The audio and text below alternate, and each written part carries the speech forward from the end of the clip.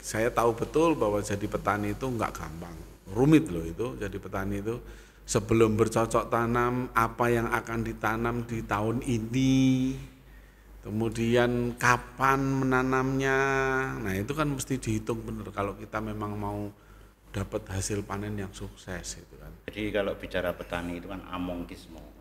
Apa itu? Mongkis diterima. Seorang Marin kan bisa menjadi seorang kapitalisme. Oh ini menarik nih. Menarik. Serius, seorang marhen bisa jadi seorang kapitalis.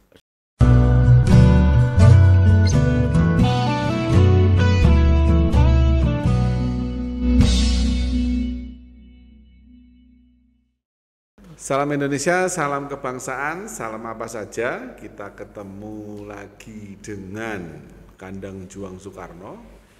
Hari ini kita ketemu sama dua tokoh. Saya bukan tokoh loh. Oh bukan tokoh saya, ya? Saya cuma orang yang pengen numpang terkenal. Ya. Tokoh kita satu saja. Iya. Tokoh antagonis. Sering kali bermain di film Batman. Ya. Yang jadi mereka yang jatuh ke dalam lubang dan diinjek-injeknya. Penguin. Ya, Penguin.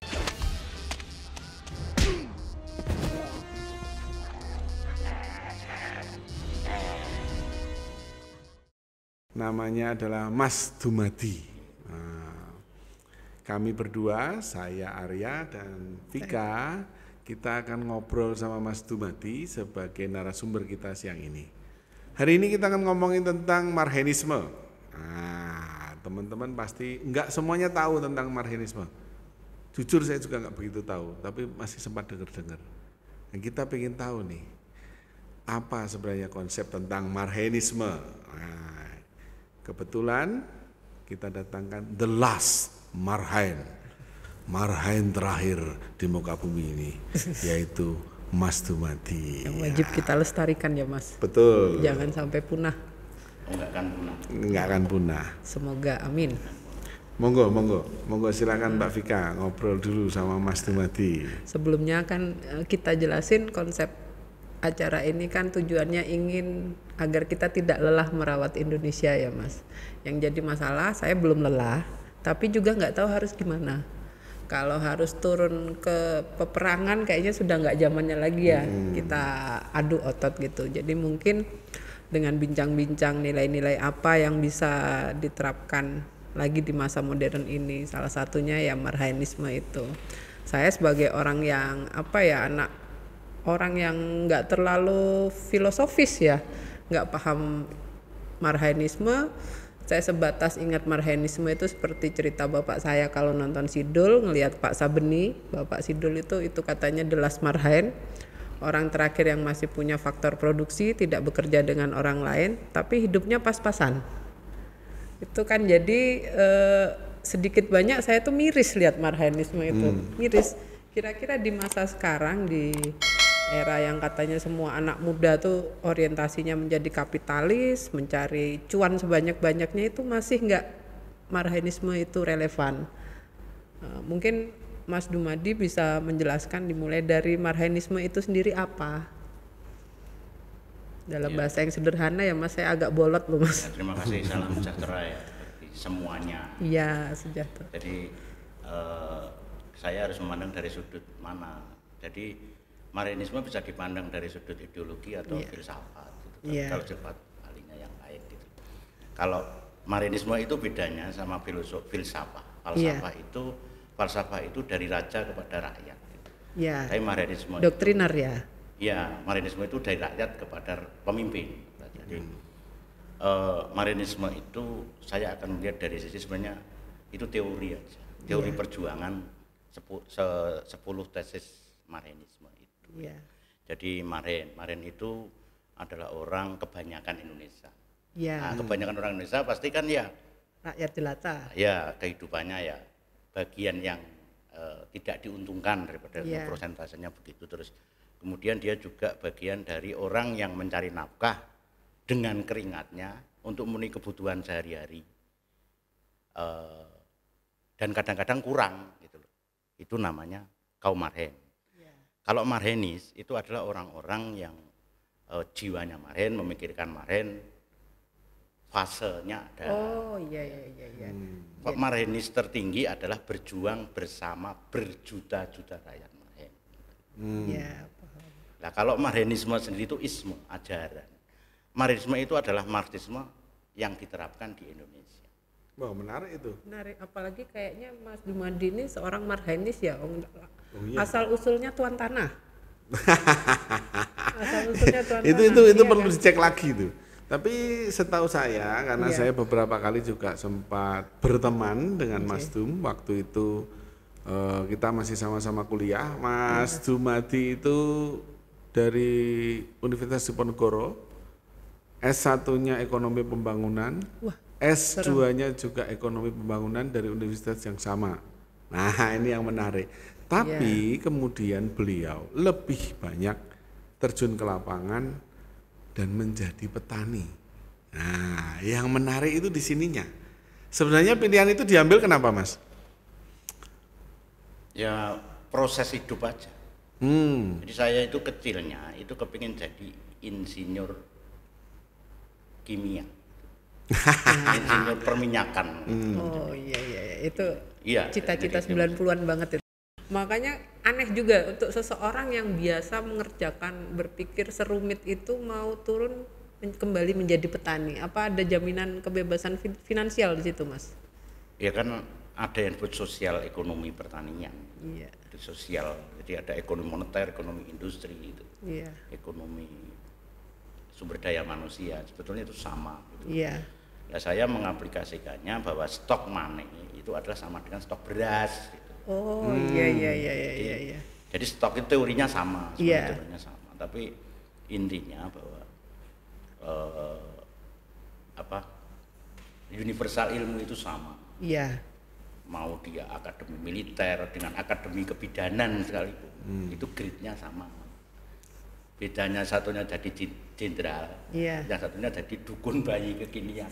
Iya. Tapi kan sama-sama akademinya. Iya. Sama-sama ada komando teriakannya juga kan ya. Jadi tiga sama, S1 sama, Iya. kan gitu.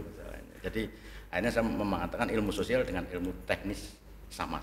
Tapi tidak setiap orang begitu loh, Mas. Untuk orang yang dengan latar belakang akademis sangar itu ya, Mas Arya ya. Betul.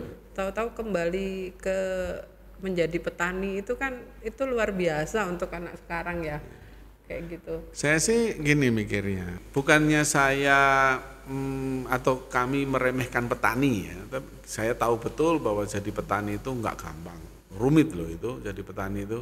Sebelum bercocok tanam, apa yang akan ditanam di tahun ini, kemudian kapan menanamnya, nah itu kan mesti dihitung benar kalau kita memang mau dapat hasil panen yang sukses itu kan. Tapi kita juga tahu bahwa ketika banyak yang bareng-bareng tanam cabai dan panennya pun bareng-bareng, harganya ambrol gitu loh, ambiar kemana-mana ndak karu-karuan gitu loh. Nah itu loh Mas. Jadi kalau bicara petani itu kan amongkismo. Apa itu? Amongkis diterima. Amongkismo. Nah, itu berarti belajar sabar kan itu. Mas? Iya, dan itu sebetulnya juga awak nggawa rezeki. Jadi namanya petani ya mau ngambil yang mana? Iya. Yang high risk pasti high profit. Gitu. Kalau mau nanam cabai ya high profit. Ya. Tapi high risk. High risk, meskipun modalnya nggak besar banget sebetulnya kalau yang tahu teknis-teknisnya. Terus kemudian mengatakan bahwa petani itu ke depan, Iya. justru kita harus tahu bahwa ini yang harus dirubah. Iya. Di negara manapun, orang Jepang itu enggan kerja pabrik, dia lebih bangga kerja jadi petani. Pajaknya gede, kaya. Iya. Nah kalau kemudian pertanian itu ke depan itu menjadi sedikit, artinya ada tekanan bahwa memang konsepsinya negara kita itu orangnya itu supaya nggak ngurusi sawah, nggak ngurusi pertanian ke depan. Dengan harga dibuat rendah itu resiko, tapi harus berjuang mempertahankan sejengkal tanah. Karena suatu saat itu kayaknya orang petani. Cuma satu yang jadi saya hadapi itu petani kita itu fisik makanya nggak main fisik Mbak. Iya. Pakainya fisik artinya orang Indonesia itu hebat Pak. Di Jepang itu yang ngusung semua itu robot gitu. Di Indonesia yang manggul gabah 80 kilo itu orang gitu. Di Indonesia itu robot itu makan Pak, beranak itu. Itu kan robot harusnya. Ilmu-ilmu lain itu pendukungnya. Jadi kita itu misalnya kenapa leasing itu ngejarnya jual mobil, tapi nggak pernah bagaimana forklift murah. Ya. Bagaimana Alat produksi gitu iya, ya. bagaimana drone. Iya. Petani pernah mengalami kesuksesan itu 98. Kenapa? Loh ya? Moneter itu. Iya, harganya melonjak. Iya. Tapi curang kan. Utang luar negeri ditekan ada petani. Coba kalau waktu itu nggak ada utang luar negeri, petani sudah pakai drone. Nah, sekarang kembali ke marhainisme tadi ya.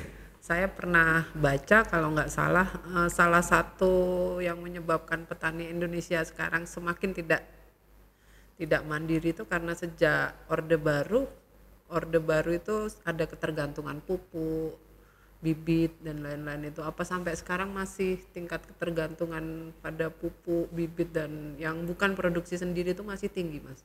Dulu saya waktu SMA itu terkenal namanya Teribrofit. Iya. Mas Aryo sama saya nggak minum Teribrofit ya nggak goblok-goblok amat. Ya kan gitu. Iya. Ya kan? Nggak pernah mungkin Teribrofit aja bentuknya nggak ngerti. Saya juga nggak ngerti. Jadi suplemen iklan nih berarti. Ya, puyer aja, orang minum puyer itu pasti pusingnya hilang. Gitu. Iya. Nggak minum puyer sebenarnya pusingnya juga hilang. Sugestinya ya. Sugestinya, jadi perasaannya itu orang itu ketergantungan seakan-akan kalau tidak diberi pupuk kimia itu nggak panen. Iya. Masalahnya apa? Semakin hari kan orang itu terpola malas. Iya. Kalau pakai pupuk kandang dijamin nanam cabai pasti panen. Nah, ketergantungan itu antara lain yang menggerogoti marhainisme apa enggak? Karena dalam teorinya marhain itu kan mandiri, walaupun dia tidak sampai berlebihan, dia mandiri secara ekonomi, tidak bergantung orang lain. Seorang marhain kan bisa menjadi seorang kapitalisme. Oh, ini menarik nih. Menarik. Serius, seorang marhen bisa jadi seorang kapitalis. Seorang gelandangan pun bisa jadi seorang feodalisme. Contoh saya seorang petani, tapi saya buruh tani. Saya seorang kapitalisme, nggak bakal kaya dia. Kapitalisme itu apa-apa dihitung duit. Gitu. Iya. Diperintah baru satu langkah 100 rupiah. 1.000. Iya. Itu sebenarnya pemahaman marhaenisme yang keliru. Jadi kalau orang melihat bahwa marhaenisme itu jadi miskin, justru orang miskin itu kegagalan metode berpikir marhaenismenya dia itu gagal. Jadi kalau orang bilang bahwa marhen itu sama dengan rekoso itu salah ya? Ya tidur aja rekoso. Ini Bermalas-malasan menarik rekoso. Gitu. Sejak lahir kita udah rekoso. Oh itu kembaran saya yang malaikat di sana ngelihat saya, wah rekoso temen, tapi temen dibucu.